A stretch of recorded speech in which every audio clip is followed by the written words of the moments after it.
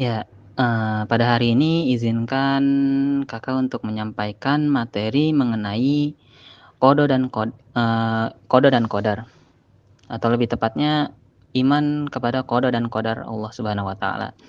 Kemarin kita sudah belajar tentang qada dan qadar ya. Kali ini kita akan belajar lebih dalam mengenai dalil, kemudian beberapa hukum bacaan dalam Al-Qur'an dan hikmah terhadap qada dan qadar di kehidupan sehari-hari. Oke teman-teman, kita bisa melihat di slide pertama ada ayat di situ. Quran surat Ar-Ra'd ayat 11. Mari teman-teman kita baca bersama-sama terlebih dahulu. A'udzu billahi minasy syaithanir rajim. Bismillahirrahmanirrahim. Lahu mu'aqibatun min baini yadayhi wa min khalfihi yahfazunahu min amrillah.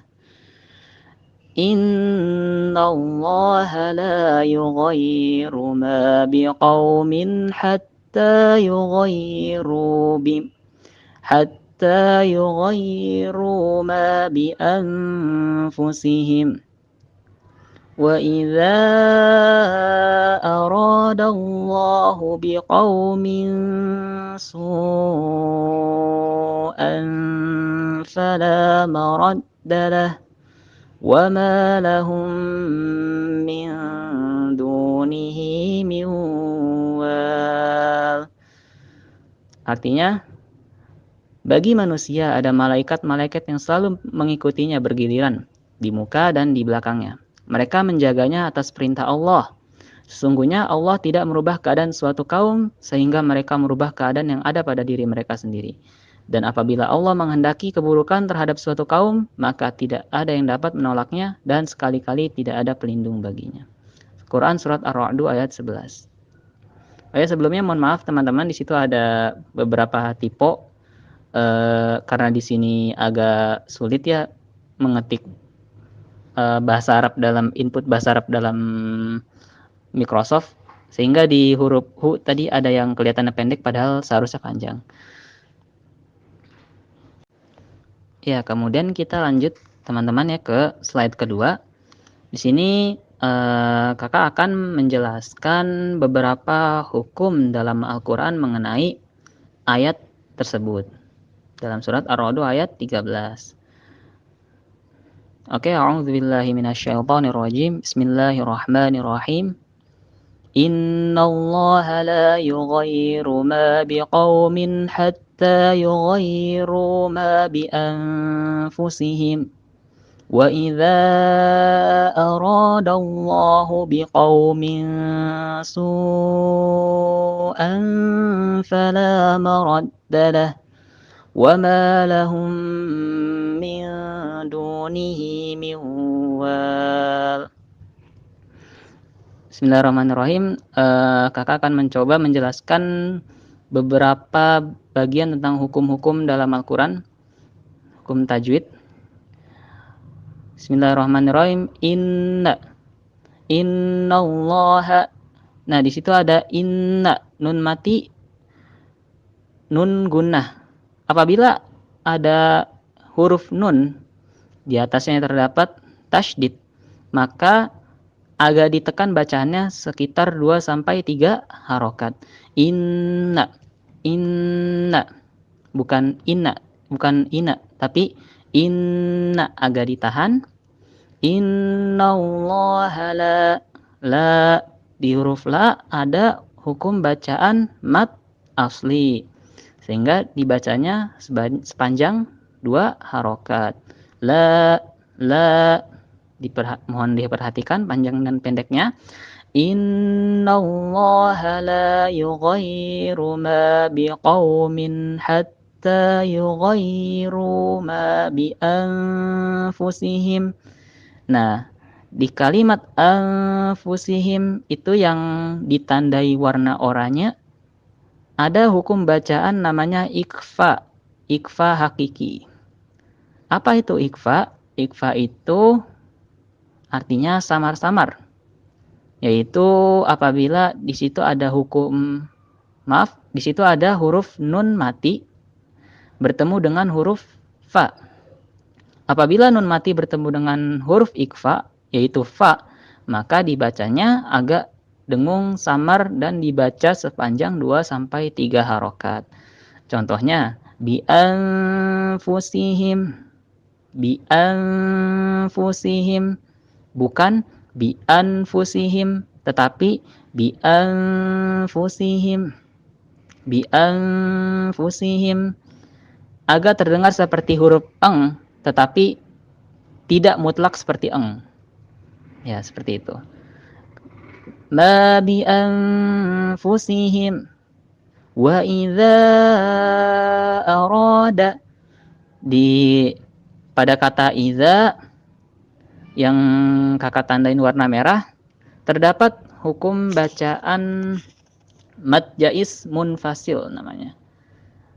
Di situ kenapa hukumnya mad jaiz munfasil? Karena di situ ada mad asli za, setelahnya ada hamzah a dalam kalimat terpisah sehingga menjadi mad jaiz munfasil. Dibacanya panjangnya 4-5 harokat.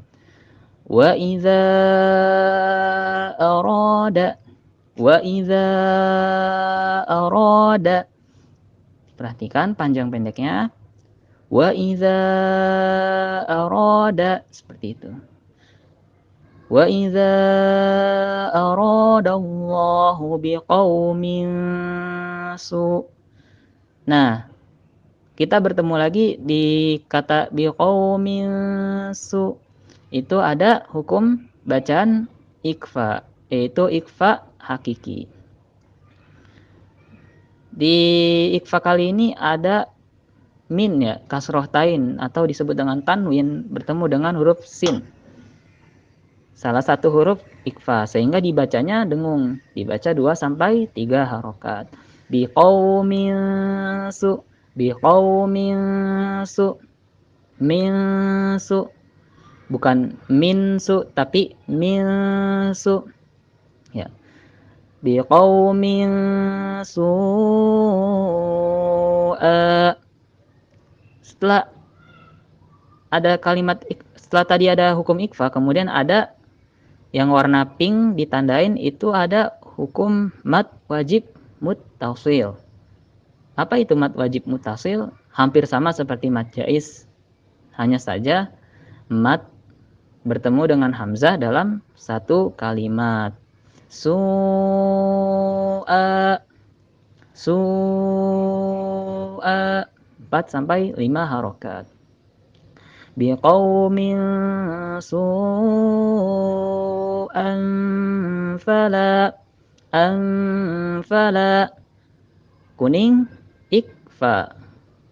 Ada fathah tain atau tanwin bertemu dengan huruf fa. Anfa, anfa, anfa, bukan anfa tetapi anfa. Seperti ang tapi tidak mutlak ang. Antara an dengan fa disamarkan. Anfa. Biqaumin su'an fala. Biqaumin su'an fala maraddalah. Wa ma lahum, wa ma lahum, hum. Di warna coklat itu ada hukum bacaan idgham mitslain, atau disebut juga seringnya orang nyebutnya idgham mimi. Apa itu idgham mitslain atau idgham mimi? Yaitu apabila di situ ada huruf mim ketemu huruf mim, maka di situ bacaannya agak dengung, dibaca 2-3 harokat. Lahum, ditahan, lahum, lahum, ya. Wa ma lahum min du ikfa. Nun mati bertemu dengan dal. Min du. Wa ma lahum min dunihi min dunihi. Nah, di huruf H yang warna ungu tua, di situ mohon maaf agak typo, seharusnya ada tanda panjang ya. Nah, di huruf H itu ada bacaan mad silah qasirah. Apa itu mad silah qasirah? Yaitu ada H marbutoh, ada huruf H sebelum dan setelahnya itu berharokat hidup. Entah itu A, fathah, kasroh, atau domah. Tidak bertemu dengan huruf hamzah. Maka dibacanya sekitar 2 harokat.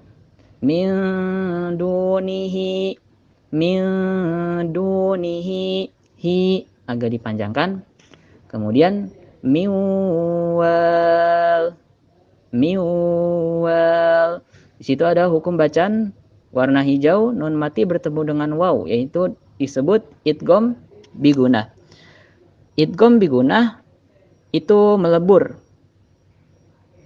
Apabila nun mati bertemu dengan huruf idgham, maka dibacanya agak melebur. Miu, miu, ditahan 2-3 harokat. Miwal, miu, bukan minwa atau miwa, miwal. Ya. Idgham, miwal. Kemudian terakhir ada wal. Di situ ada mad arid li sukun. Apa itu mad arid li sukun? Apabila ada mad asli bertemu dengan huruf yang dimatikan, yaitu lam, atau diwakafkan, maka dibacanya 2, 4, atau 6 harokat. Miwal. Contoh mad arid li sukun juga kita sering temuin di surat Al-Fatihah. Bismillahirrahmanirrahim. Him. Bisa 2, 4, atau 6 harokat. Miwal. Maaf, miwal. 2, miwal. 4, min dunihi miwal. 6. Oke, mari kita coba baca bersama-sama kembali. Bismillahirrahmanirrahim. Innallaha la yughayyiru ma biqaumin hatta yughayyiru ma bi anfusihim. Wa idza aradallahu biqaumin su'an fala maraddalah وَمَا لَهُم مِّن دُونِهِ مِن وَالٍ. Shadaqallahul azim. Ya, kemudian lanjut ke pembahasan selanjutnya. Di sini di slide ketiga teman-teman bisa lihat ada sebuah gambar.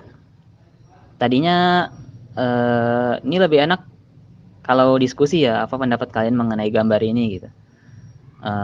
Enaknya saling diskusi, timbal balik pendapat, tapi mungkin karena kurang memungkinkan, jadi kakak langsung jelasin saja.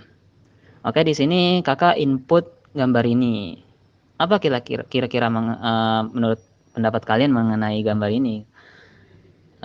Ada seorang di pinggir jalan. Sepertinya beliau tidak memiliki rumah, tidak memiliki uang, tidak memiliki pekerjaan. Kemudian dia memegang tanda seeking human kindness, atau artinya mencari kebaikan manusia, atau artinya dia meminta tolong gitu, minta dikasihani, seperti itu. Oke, penjelasannya maksud kakak memberi gambar seperti ini tadinya untuk enaknya berdiskusi gitu.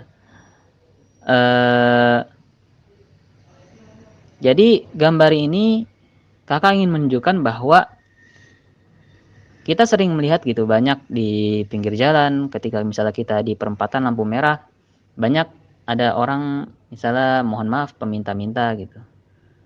Eh, Terkait dengan iman kepada qada dan qadar, ketika orang mengimani sepenuhnya pada qada dan qadarnya Allah, maka seharusnya kita sebisa mungkin jangan sampai seperti ini.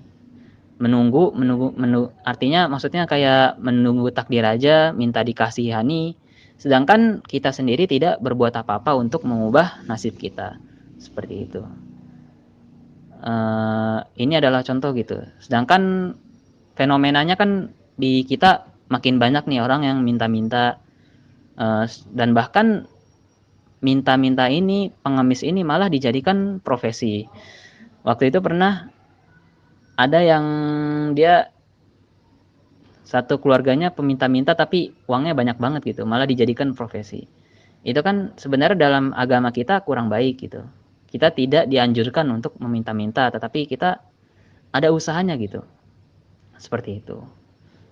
Jadi intinya kita tidak boleh bergantung hanya pada nasib, sedangkan kita sendiri enggak ngapa-ngapain.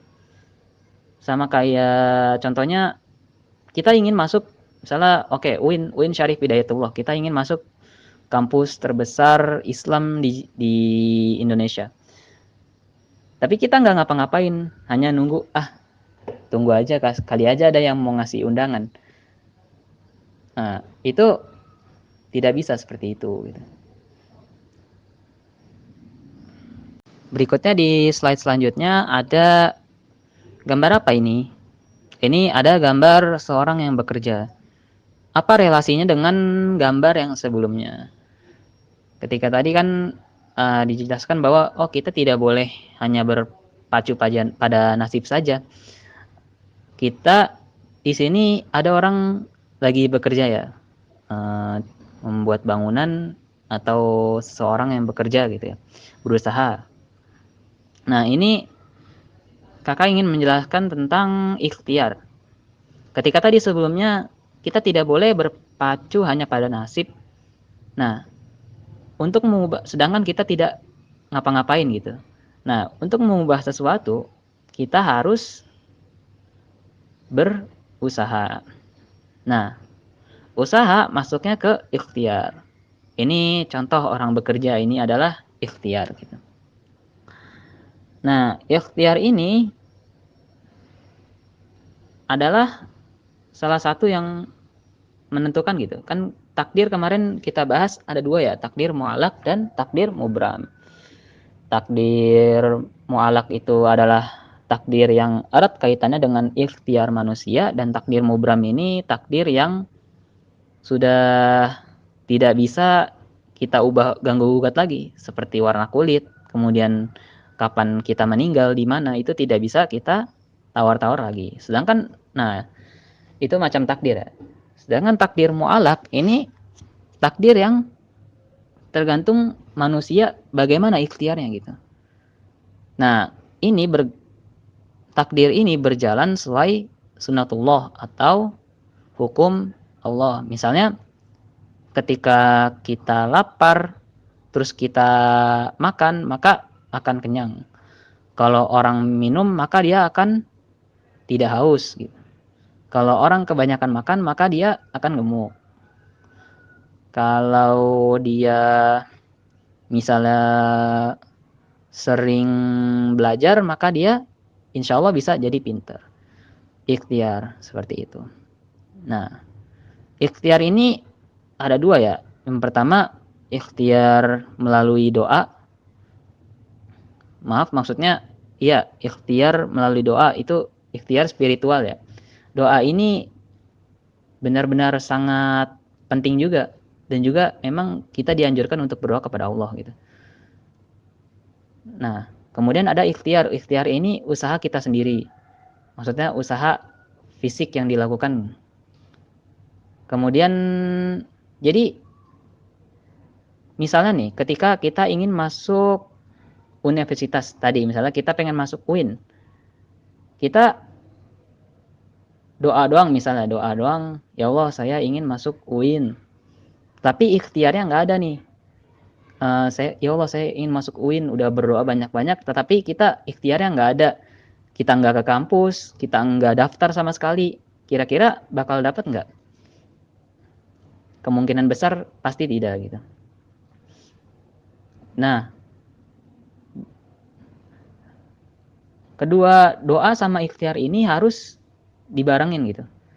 Kalau kita berdoa saja tanpa ikhtiar, hasilnya sia-sia karena tadi kita mau ke Parung tapi kita tidak ada usaha ke Parung sama sekali misalnya gitu.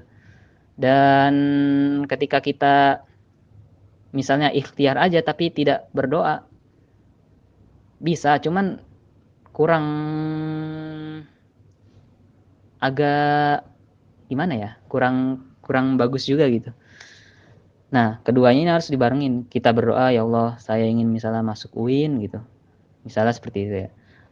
Kemudian kita ikhtiarnya kita cari-cari info tentang UIN, terus kita cari pendaftarannya, terus kita mendaftar kan gitu.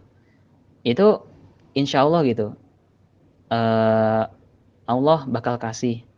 Nah, yang terakhir setelah kita berdoa sama kita berikhtiar, baru kita bertawakal. Tawakal itu apa? Tawakal adalah kita berserah diri kepada Allah. Kita udah doa, kita udah usaha, kita serahkan kepada Allah. Ya Allah, saya udah usaha semaksimal saya. Kalau misalnya emang udah rezeki saya, kalau emang saya dapat alhamdulillah, kalau emang enggak ya udah nggak apa-apa gitu. Mungkin Allah mempunyai jalan yang lebih baik seperti itu. Nah, itu tawakal juga penting. Karena siapa tahu misalnya ketika kita tidak diterima gitu, bisa saja Allah mempunyai rencana yang lebih baik. Allah lebih tahu gitu kan. Dan kalau kita keterima, alhamdulillah. Nah, kalau misalnya kita udah doa, udah ikhtiar, tapi misalnya malah tawakalnya nggak ada. Nah, ini yang bisa bikin kita kecewa. Ya Allah, saya udah doa, saya udah ikhtiar, udah usaha mati-matian, tapi kok nggak dapet gitu. Jadinya kecewa seperti itu. Padahal bisa jadi ketika kita tidak dapat, Allah punya rencana yang lebih baik seperti itu. Nah, ini yang terakhir, apa pendapat kalian mengenai gambar ini? Oh, jadi di sini ada headline di news ya. Artinya ini faktual, kisah nyata gitu. Tukang beca naik haji, tidak pernah patok tarif, nabung sejak 2004.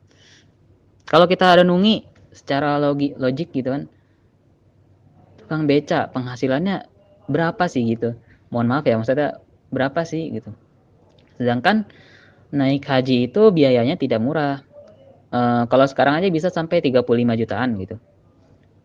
Belum keperluan yang ada di sana gitu. Uangnya kudu keluar berapa lagi. Nah, kakak menunjukkan gambar ini dengan maksud ini loh.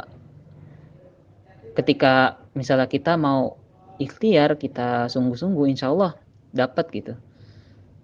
Allah bakal kasih gitu. Andaikan emang belum dapat, mungkin Allah nyiapin rencana lain seperti itu.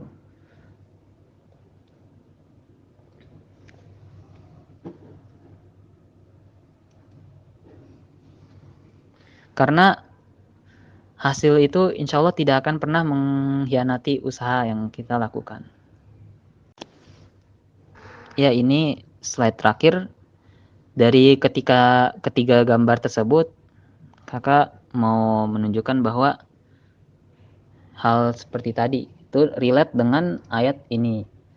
Bismillahirrahmanirrahim. Innallaha la yughayyiru ma biqaumin hatta yughayyiru ma bi anfusihim. Sesungguhnya Allah tidak merubah keadaan suatu kaum sehingga mereka merubah keadaan yang ada pada diri mereka sendiri. Surat Ar-Ra'd ayat 11. Jadi ketika kita ingin berubah, kita harus rubah diri kita dulu. Kalau kita istilahnya, kalau kita ingin sesuatu, ayo kita misalnya tidak boleh hanya diam saja seperti itu. Kalau kita pengen berubah, maka kita usaha ubah dulu, baru insya Allah Allah yang akan ubah gitu, atau Allah yang akan kasih gitu.